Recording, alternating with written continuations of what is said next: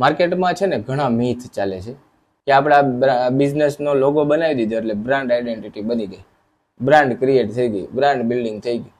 શું આ વાત સાચી છે? ના, જરા પણ આ વાત સાચી નથી. કારણ કે તમે જ્યારે લોગો બનાવો છો ને ત્યારે તમે એક એન્ટ્રી લીધી છે, એન્ટ્રી લેવલના છો. તમે બ્રાન્ડનો એક નાનો એવો પાર્ટ સ્ટાર્ટ કરેલો છે.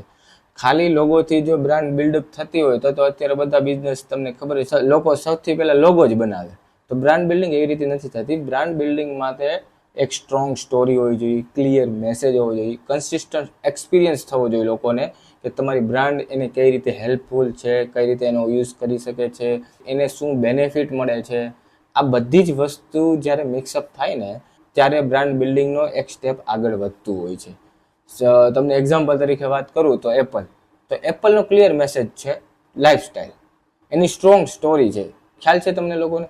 એની સ્ટ્રોંગ સ્ટોરી છે કે એપલ એક પ્રોડક્ટ લોન્ચ કરે છે, એ હાઈ વેલ્યુ ઉપર હોય છે. એ લોકો ખરીદે છે શું કામે? પોતાની રિચનેસ બતાવવા.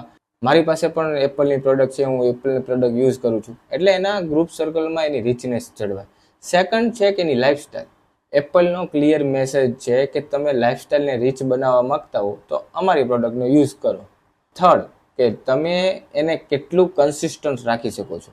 જેમ કે એપલ 14 આવી ગયો, 6 મહિના પછી નવો લોન્ચ થયો એપલ 15, તો એના પછી તમને ઈચ્છા થશે કે એપલ 15 લો. પછી આવ્યો એપલ 16. હવે લોકોને એપલ 17નો વેઇટ છે, એપલ 18નો વેઇટ છે. તો એ એક રિચનેસ, કન્સિસ્ટન્ટ લોકો એનો એક્સપિરિયન્સ કરે છે કે નવા ફીચર્સ શું છે શું નહીં.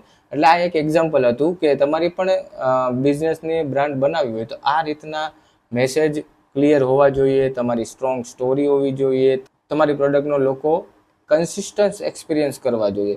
તો આ બધું જ્યારે થશે ને ત્યારે તમે બ્રાન્ડ બિલ્ડિંગનો એક સ્ટેપ આગળ વધશો.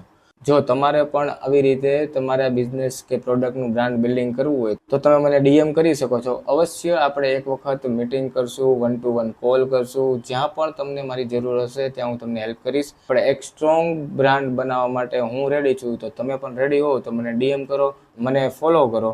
એવરી ડે હું તમારા માટે કંઈક ને કંઈક ટિપ્સ લઈને આવીશ બ્રાન્ડ બિલ્ડિંગના. તો ચોક્કસપણે અત્યારે જ મારી આઈડીને ફોલો કરો. Thank you.